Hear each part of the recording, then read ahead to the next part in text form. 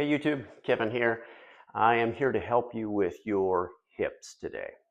If you know anything about hips, or if you've had hip problems, you know how difficult your life can be. There's nothing that'll make you look older than a stiff hip. There's nothing that'll trash your back worse than a stiff hip, or two stiff hips to make it, even sweeter. It can trash your knees, trashes your balance. It generally just makes you feel unstable, makes walking not a pleasure at all. So, what's the problem with your hip? The problem is we don't use our hip range of motions much at all. As a matter of fact, we use teeny tiny little bits of our range of motion.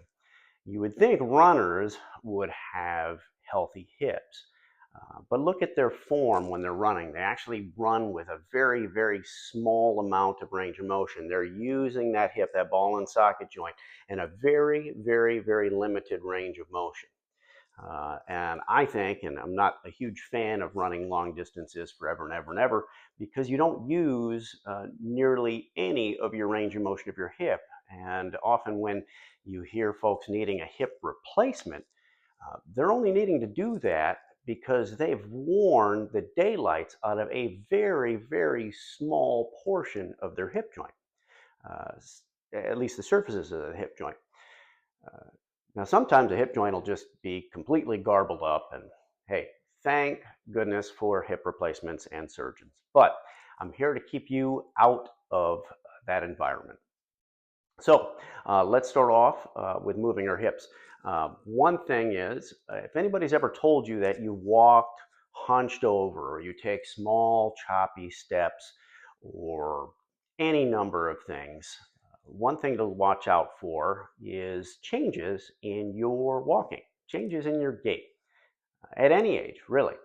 One thing that I watch out for is somebody with bad hip range of motion will turn their feet out like this.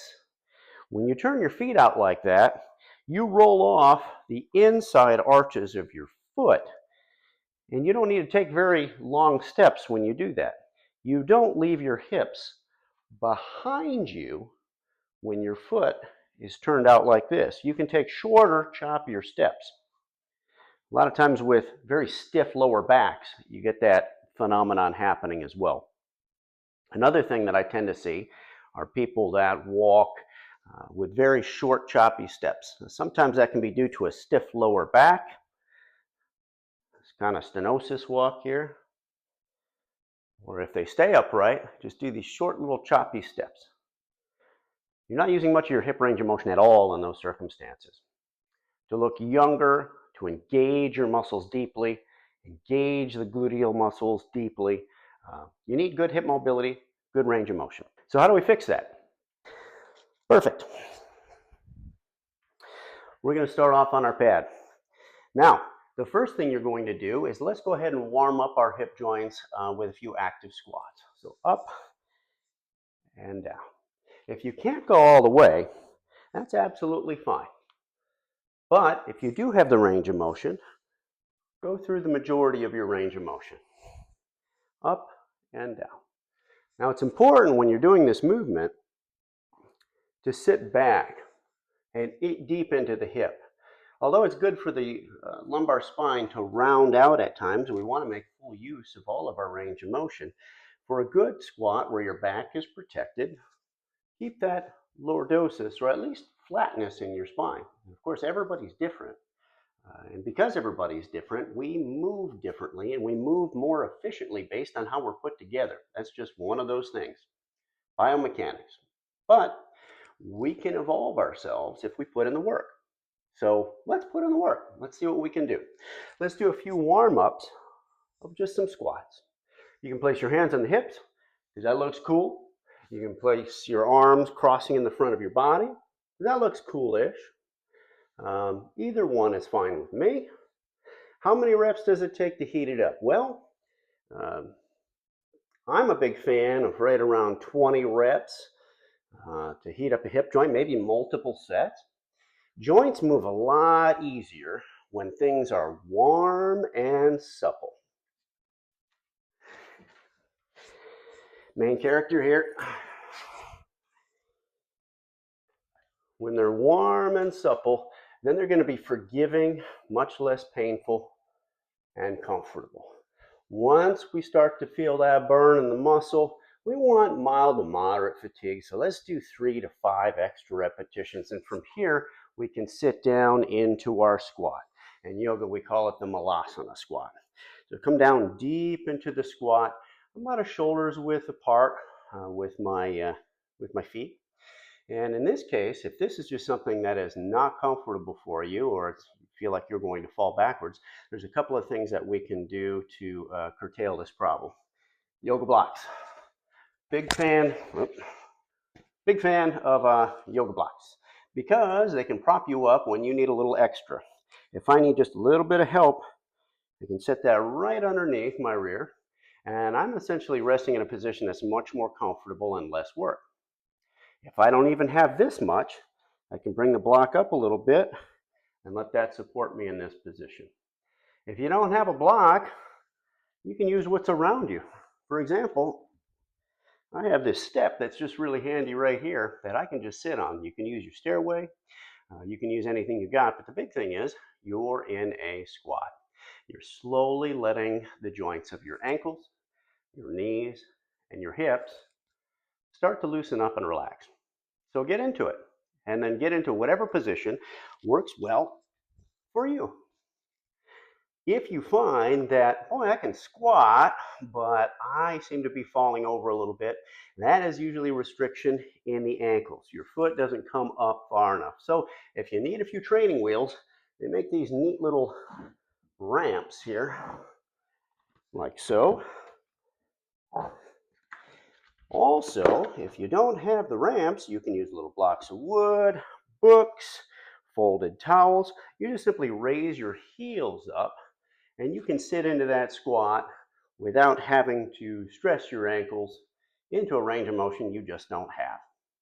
I'm a big fan of pressing the knees out to the side and further getting those hips into abduction, bringing them away from the midline, abduct. And our goal for this position is to work up to right around the 2-minute mark. Very, very healthy. And you want to be able to get in this position and relax with a nice upright posture. I don't need my ramps anymore, so I'm going to set those off to the side. So hang out in that squat. If you make 30 seconds, great. If you make a minute, great. Maybe you're an expert and you can go 2 minutes right up off the bat. No problem. From this point, we are going to do a subtle side-to-side sway. When you sway side to side, you're wiggling some of those major joints of your ankles, your knees, your hips, getting some subtle rotations that your body's absolutely capable of. We're not simple hinges. Our joints have very strange convoluted surfaces that fit together. We move kind of hinge-like, but not really at all. We're a little gummy. Side to side, just kind of settling into this. Good. Now, if you're comfortable with that, let's think about trying to drop one knee down, drop the other knee down. We're working that hip into internal rotation. Excellent. Side to side. Now, if you're feeling comfortable with that, your muscles might start to burn because this is a position that you do work a little bit in. Let's go ahead. When that knee comes out, you push it out. That knee comes out, I push it out. This knee in, out, I push it out. So I'm utilizing my full range of motion. Excellent job. Give it one last squeeze. And now we're ready to come up out of this position. Let's go back onto the knees and give yourself a little bit of a break. From here, let's go ahead and reverse this position a little bit because we've been flexed. So let's go into a plank position here. Kick your legs back, lower down, and just simply prop yourself up on your elbows. This is a way that you can get a little bit more extension in your hips, in your lower back. Get your shoulders away from your ears. You can wiggle side to side a little bit.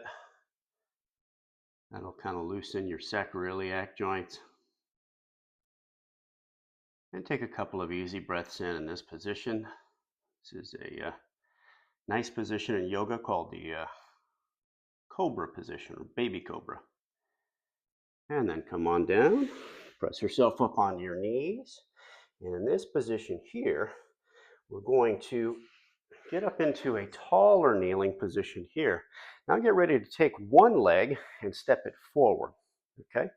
So notice that I'm straighter up and down here. This was the beginning position of this stretch. We're in this position to stretch this back of the hip here. This is where the action is. If you're having trouble kneeling, and I would absolutely recommend this, even if you're not having trouble kneeling, get an extra set of padding, sweatshirt, folded towel shirt, and put that underneath the knee. You have this small little thing called a bursa right in front of your knee there. It's basically like packing peanuts from your body.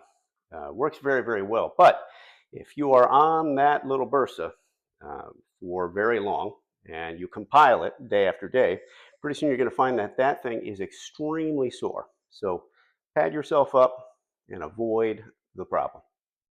In this position here, I'm going to keep my stomach active, kind of tucking my belly, tucking my butt in a little bit, and then I lean forward, okay? Lean forward this way. I'm accentuating the stretch on that back hip. This is also a position that you want to hold. You can start with 30 seconds at a time, and then give yourself a little relief if this is a new activity. If you're a seasoned stretcher or a yoga person, you can be into this stretch for up to 2 minutes, which is excellent, creates some real lasting change and a lot of these connective tissues that need to be moved. Supporting myself a little bit with my hands on my front knee, but if you want to deepen the stretch, you can drop your hands down to the side and lean forward a little bit more.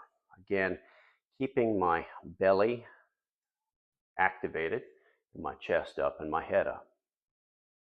From here, I'm going to go ahead and switch over to the other side. Put that knee down. I'm going to pad that as well because that just feels nice. And I'm going to go ahead and switch that other side forward. It is morning time, so I like to take things easier in the morning. You can be gentle but persistent. That's how the job gets done. Be gentle but persistent. If you push a little bit too hard, you'll actually get a muscle contraction. Your body's protecting itself, so you can actually kind of hurt yourself a little bit more. You really want to relax it. This is a great position where you can practice your easy, deep breathing. Most of the time when I stretch or do yoga, my eyes are shut. Okay, it's one less distraction. That takes a little practice. A lot of times to maintain your balance, you need to fix your eyes on something that is not moving. That really helps to stabilize yourself.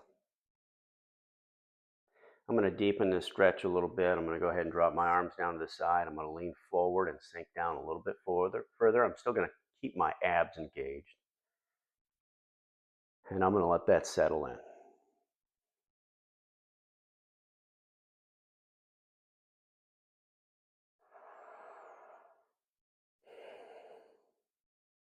Excellent.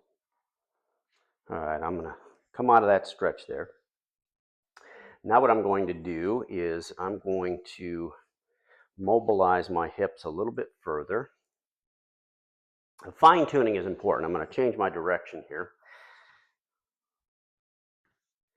I'm going to show you this position here. The hip has a lot more range of motions than just front and back. So let's accentuate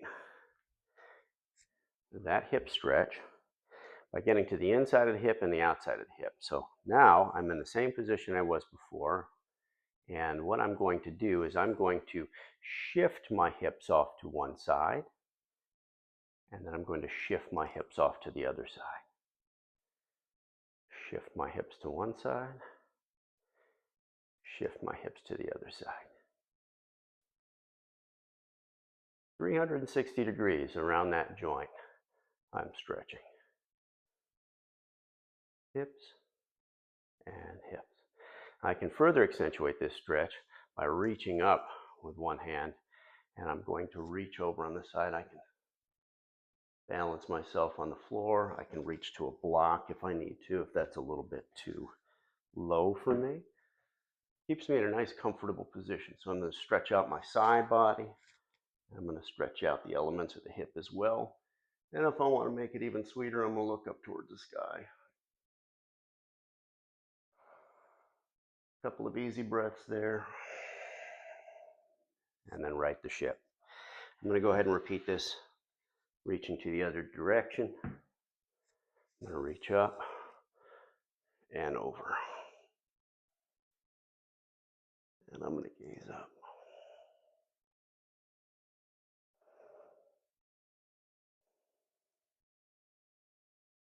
Good. Return. I'm going to go ahead and give that other side a little bit of that same magic. Let's start by a little side-to-side rock. This works so good. My little stage up here is a little shorter, so I'm figuring out what to do with my back foot. It's kind of halfway between flat and halfway between toes tucked under. All right, let's go ahead and do some reaching. Arm up, reach on over, stretch that side body, and look up. It's okay if your movement does not look like mine. I am not great at yoga, but yoga definitely makes me feel great. Back down. Let's go ahead and switch sides. Reach on up and over. Stretch that side body and look up. Now let's really just try to maintain our composure, be relaxed in this position, and let your body accept this stretch. Now, hips are extremely important to me. I have a multi-level low back fusion, and one of the things that I attribute my success and overall level of function is that I work on my hips a ton, and I have pretty good mobility in my hips at this point, especially being in my 5th decade of life, and I have not had this mobility for very long. I've had it for working on it for about 10 years, and you can dramatically change your mobility. Okay, next what we're going to do to further move those hips is I'm going to show you one of the most important exercises that you can probably do to start to wind back the clock on stiff hips. And this is popularized by the knees over toes guy. And this is called the ATG lunge. Now, I'm using this box because I'm assuming that a lot of you are going to need the training wheels for this movement. This is the training wheels, a step, a box, anything you've got. So what I'm going to do is I'm going to place my foot up on that raised surface, and I'm going to lean forward, covering the calf with my hamstring as far as it'll go, rest there, and then I'm going to lean forward just enough until my heel comes up off of this surface. There's just a very small unweighting that's going on. My back leg is straight, just like so, and I am balanced in this position. My goal is to not work at all. I am just settled in this position. Now, the benefit of this, and the benefit is extraordinary, is you get the benefit of mobilizing and stretching the ankle, the knee, the hips, and maintaining your posture. I mean, there's all sorts of good things about this. But this is with training wheels. So work up to about 2 minutes with this position. Arms can be to the side if you like.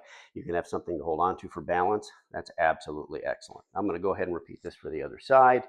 We're just going to go ahead and call that 2 minutes because I don't want this video to be forever. And switching sides.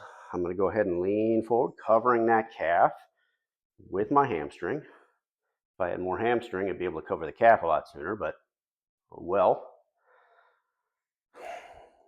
Back leg is straight, keeping my posture. Stomach is a little bit tight so that I'm not dumping into my lower back and creating too much motion there. A lot of these hip stretches, you have to be very careful especially if you have a delicate lower back, because what you're lacking in hip mobility will be transferred above and below. Above is that nasty area of the lumbar spine, lots and lots of discs, and people have lots of problems with this area. So let's avoid dumping into that lower back and creating massive issues. Good. So that is utilizing the box as training wheels. What it looks like when you do not use the box is you're settling down, and there is the ATG lunge, freestanding, no training wheels. And this would be held for about 2 minutes in this position. Nice work, everybody. Now, after we have stretched our hips, it's extremely important that we do something to make use of this new range of motion. We need that neuromuscular re-education. We need that training so that we can engage our hip muscles to again make use of this new hip range of motion. Otherwise, you're not putting it into practice. You loosen things up and then you behave the exact same way and do the exact same things through life. So you never really cement in that change. So one simple thing that we can do is we can do just some hip extensions while we are in all fours. So in this position here, we can take our hip and we can push it back and up, back and up. This is against gravity and it's a little bit harder. Back and up. I'm a big fan also of hip circles.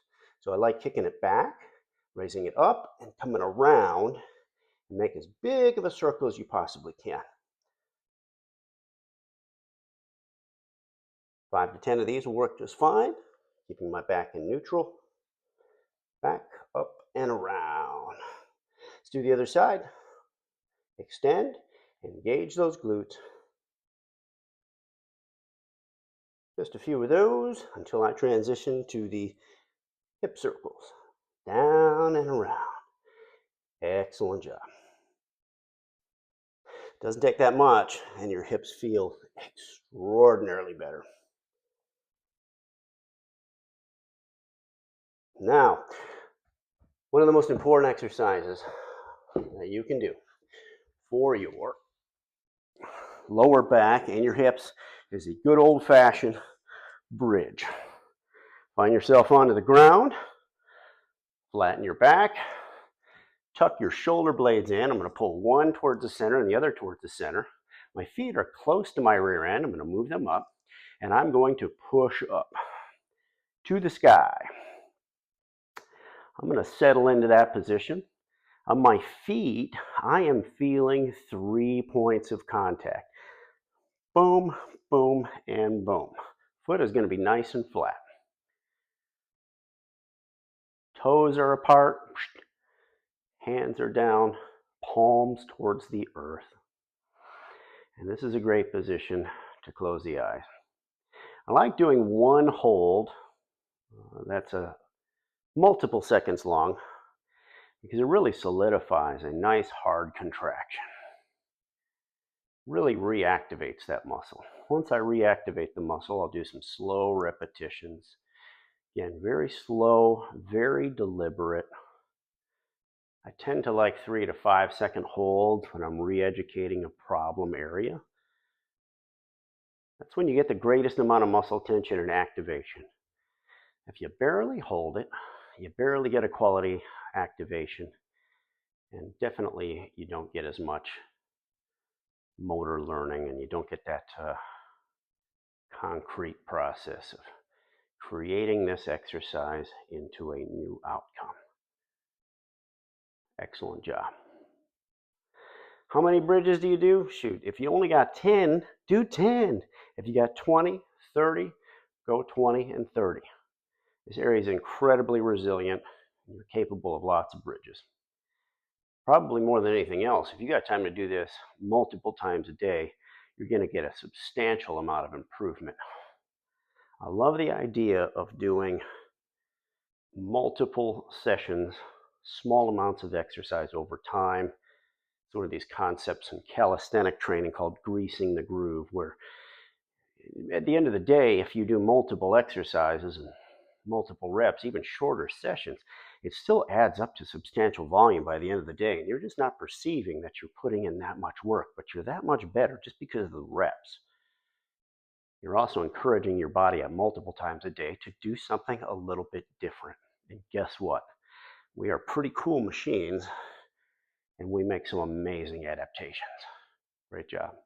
All right, if you want to get up nice and safe, especially if your low back is sore, rotate to the side. Get up here, scoot your elbow underneath you by pushing, elbows underneath, okay? And then we swing the legs around. Awesome job. After that, what I like to do is I like to stand up, shake everything out, and you have completed a very simple but highly effective warm-up and mobilization and retraining for your hips. You're going to experience the benefit in your hips, your low back. You're working the glutes, so it's amazing how much your knees will benefit from working the hip area and the gluteals. So until next time, thank you for hanging with me, and I appreciate it. Like and subscribe, and stay tuned for more, because I got a lot more in store for you. I'm looking to spread this to everybody because I just want you all to feel better. And guess what? Don't take good care of yourself. Take great care of yourself.